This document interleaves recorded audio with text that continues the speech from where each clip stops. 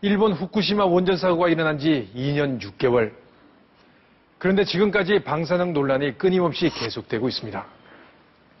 인터넷에는 방사능 오염 때문에 유전자 변이가 되었다는 흉측한 식물의 사진이 올라오고 돌연 변이가 되었다는 기형적인 동물의 사진이 나돌았습니다. 그리고 출처를 알 수 없는 글들이 무분별하게 게시되기 시작했습니다. 소위 방사능 괴담이라는 것이 일파만파 퍼져나갔고 전문가들의 견해가 덧붙여져 기사화됐습니다. 처음에 믿지 않는 사람들도 많았습니다. 전혀 신경 쓰지 않는다는 사람들도 있었습니다.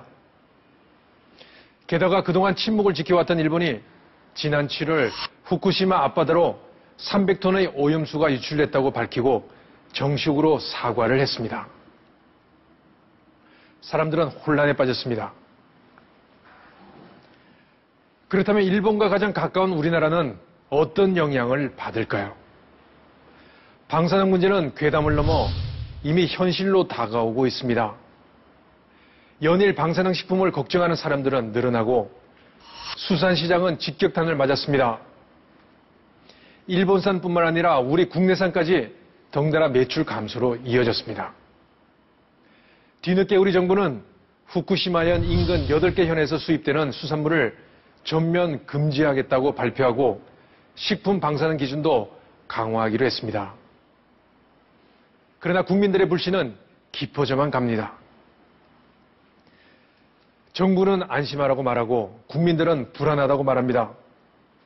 점점 더해지는 일본산 식품에 대한 공포, 일본산 수산물은 먹어도 되는 걸까요? 저희 먹거리 엑스파일이 집중 분석했습니다. 2011년 3월 일본 후쿠시마에서 발생한 원전 폭발 사고. 지지 내리덮친 원전은 순식간에 불길에 휩싸였습니다. 바닷물과 공기를 통해 퍼져나간 방사능 물질. 전 세계가 방사능 공포에 휩싸였습니다. 일본 후쿠시마 원전 사고의 후유증 정말 갈수록 태산입니다. 또다시 높은 방사선량이 측정됐습니다. 원전 사고 후 2년이 지났지만 방사능 유출을 둘러싼 소식은 끊이지 않고 들려옵니다. 그런데 우리의 눈길을 끄는 것이 있습니다. 유럽 주요 해양 연구기관인 독일의 한 연구소에서 방사능 물질이 해류를 따라 후쿠시마에서 먼 바다로 퍼져나가는 과정을 예측한 영상입니다. 일본 후쿠시마에서 흘러나온 방사능 물질은 해류를 따라 점차 동쪽으로 흘러 1년 후에는 북태평양 중심부로 퍼져나갑니다. 2년 후 북태평양 전반으로 확산되는 방사능 물질.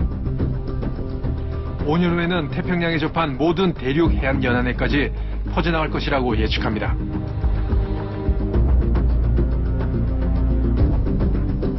일본에 인접한 우리나라도 결코 예외가 아닙니다. 이 영상을 시작으로 인터넷에서는 방사능을 둘러싼 각종 괴담이 퍼져나갔습니다. 후쿠시마 지역에서 유전자 변이로 인해 괴이한 모양을 한 꽃과 돌연 변이로 귀가 없는 토끼, 그리고 엄청난 크기의 채소가 자라고 있다는 소문. 사실이 확인되지 않은 이야기들이 진실처럼 퍼져나갔고 사람들의 불안과 공포는 더욱 커져만 갔습니다. 그런데 지난 8월 말 또 한 가지 충격적인 소식이 전해졌습니다. 후쿠시마 원전에 보관 중이던 고농도 방사능 오염수가 바다로 유출됐다는 사실을 일본 정부가 인정하고 사과했다는 것입니다. タンクからの漏洩量の総量が、推定されたということ。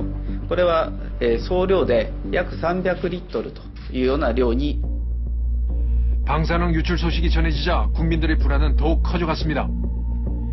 여전히 우리나라에 수입되고 있는 다양한 일본산 수산물들, 과연 먹어도 괜찮은 것인지, 혹시 방사능에 오염된 것은 아닌지 말.